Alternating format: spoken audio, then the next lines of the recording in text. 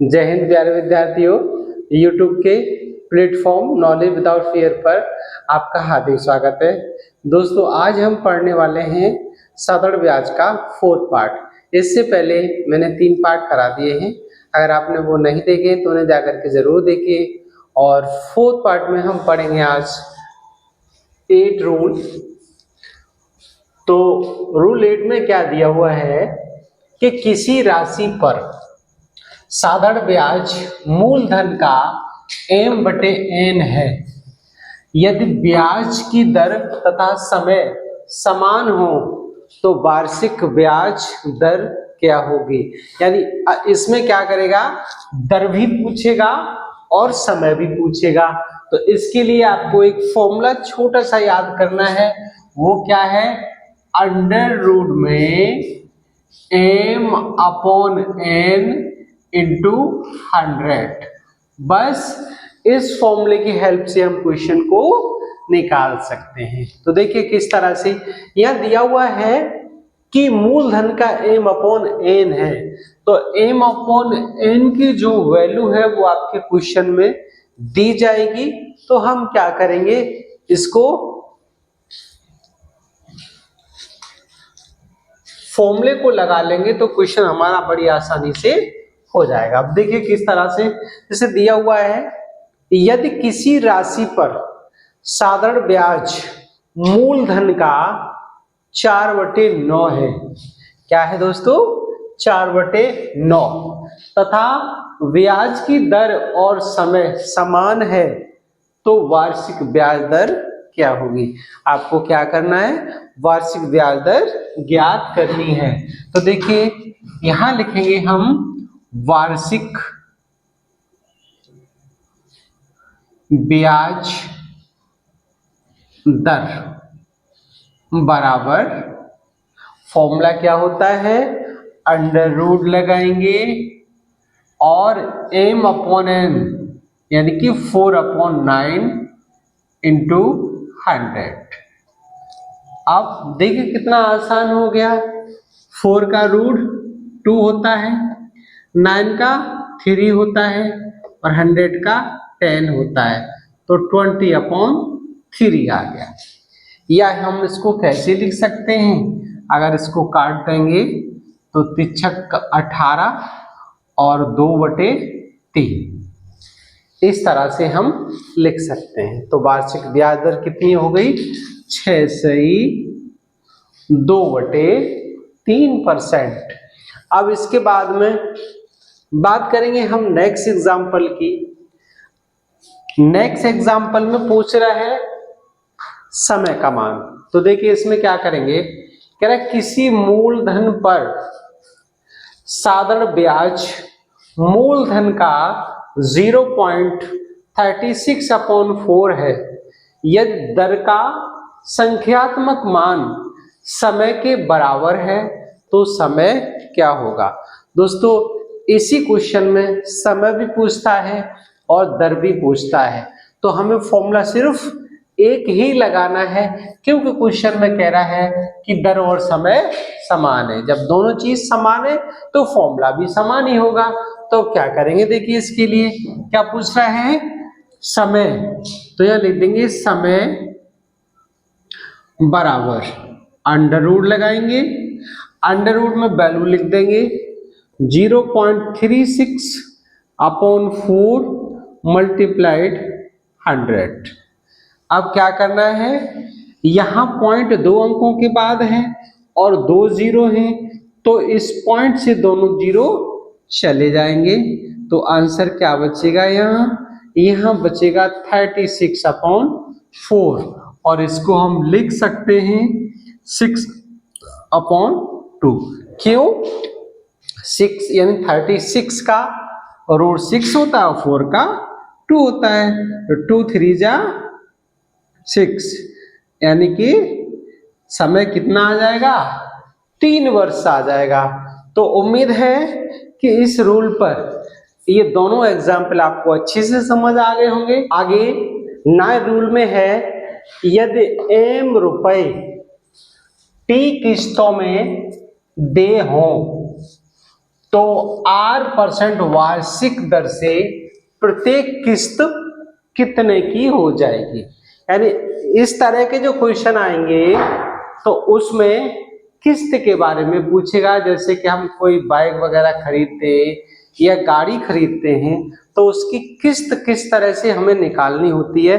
तो इस वाले रूल में हम सीखेंगे किस्त को निकालना, यानी किस तरह से हमें बैंक की किस्त को डालना होता है। तो इसके लिए देखिए फॉर्मूला है m into 100 upon 100 into T plus t-1 यानी पहली किस्त प्लस t-2 दूसरी किस्त और t-3 तीसरी किस्त डॉट डॉट डॉट कहां तक t-t तक और इंटू r।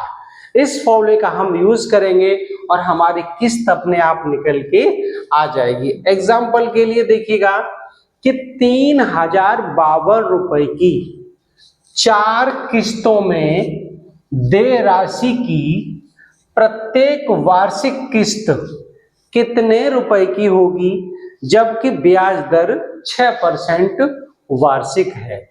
यानी कि 3052 रुपए हैं और उनको 4 किस्तों में हमें जमा करना है और ब्याज उसकी 6% है। तो किस्त हमें बनानी है, किस्त कितने रुपए की होगी। तो क्या करेंगे यहाँ किस्त बराबर, अब देखिए m इंटू 100, यहां कह रहा है m रुपए, तो m का मान कितना हो गया, m का मान हो गया 3052 इंटू 100 ऐसे ही लिख देंगे अपॉन, अब क्या करेंगे 100 इंटू टी यानी 100 इंटू टी। अब टी का मतलब यहां पर 4 हो गया, तो यहां लिख देंगे 4 प्लस ब्रैकेट में t-1 यानी कि 4-1 प्लस 4-2 प्लस 4-3 और प्लस 4-4 और ब्रैकेट बंद, r कितना है 6। बस इसको सॉल्व कर देना है, आंसर आ जाएगा। तो देखिए किस तरह से 3052 मल्टीप्लाइड 100 अपॉन यहां से 400 प्लस, अब देखिए 4 में से 1 चला गया तो 3 प्लस, इसके बाद में 4 में से 2 चला गया तो 2 प्लस 1 और ये तो 0 हो ही गया और इसमें 6 का मल्टीप्लाइड कर देना है।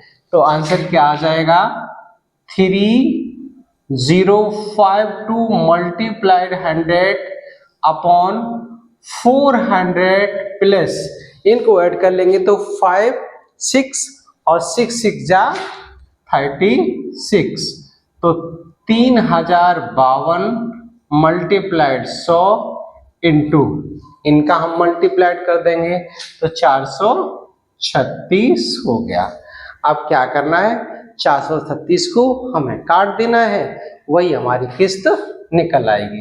तो क्या करना है हमें, यानी कि इसको 436 को हमें काट देना, 436 का ये 7 टाइम्स चला जाएगा और 7 का 100 में मल्टीप्लाइड कर देंगे तो 700 रुपए आ जाएगा। तो यानी किस्त हमारी कितनी बनेगी 700 रुपए की एक किस्त बनेगी, तब जाके राशि 3052 रुपए की राशि को हम पटा पाएंगे 4 किस्तों। अब इसके बाद देखिएगा नेक्स्ट क्वेश्चन, जिसमें दिया हुआ है कि 5 किस्तों में दे 8400 रुपए की प्रत्येक वार्षिक किस्त कितने रुपए की होगी, जबकि ब्याज दर 10% वार्षिक है। तो अब यहां पर देखिएगा t का मान 5 हो गया, m का मान 8400 हो गया और r का मान कितना हो गया 10%। बस फॉर्मूला लगा देना है।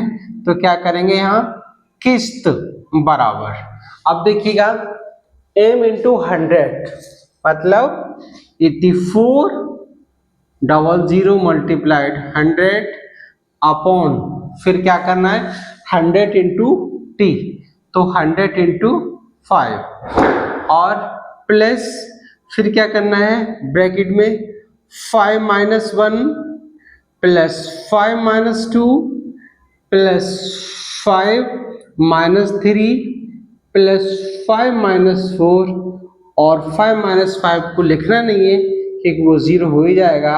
r का मतलब 10 हो गया। अब इसे हमें सॉल्व कर देना है तो कितना हो जाएगा 8400 इंटू 100 अपॉन यह हो जाएगा 500 और इसको सॉल्व कर लेंगे।